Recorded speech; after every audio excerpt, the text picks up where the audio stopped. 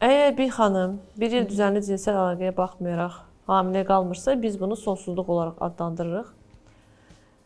Və əgər pasiyentin, xanımın yaşı 35 yaşın üstündədirsə, artıq burada 1 il yox, 6 ay nəzərə alınmalıdır.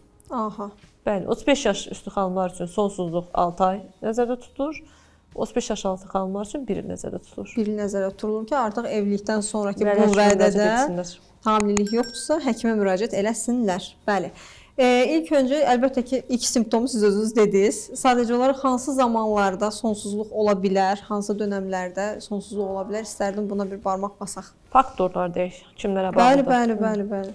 Əvvəllər bu sonsuzluq deyəndə birinci gözlər kimə baxırdı? Xanıma.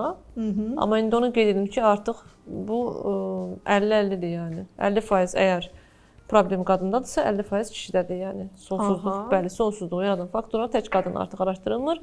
Çox sevindirici haldır ki, artıq sonsuzluq üçün bizə müraciət edən pasientlər, xanımlar mütləq yoldaşlarla gəlirlər. Aha. Yəni təsadüfən olur ki, mən onlara deyim ki, yoldaşlıq da gəlsin, analizdən keçsin. Onsuz da yoldaşlar hazır gəlirlər, onlar da bir analiz verməlidirlər, müayinədən keçməlidirlər və lazımi müalicələr Bu götürməlidirlər. şəkildə mənim uşağım yox, sənin uşağın olur. İkimiz birgə bu şəkildə müraciət çox şükür bu eləməliyik. bəli, necədir bilmirəm, amma həqiqətən bizə gələn pasientlər maarifli pasientlərdir və çoxu belə gəlir. Dediyim kimi, əsas kişi faktoru və qadın faktorudur, amma bəzən ikisində də, bəzən 30% hallarda həm kişidə, həm də qadında problem tapırıq. Onu qeyd edim ki, bizə belə bəsit sonsuzluq xəstələri gəlmir. Adətən, yəni minimum 5 il, 10 il, 15 il, 20 il.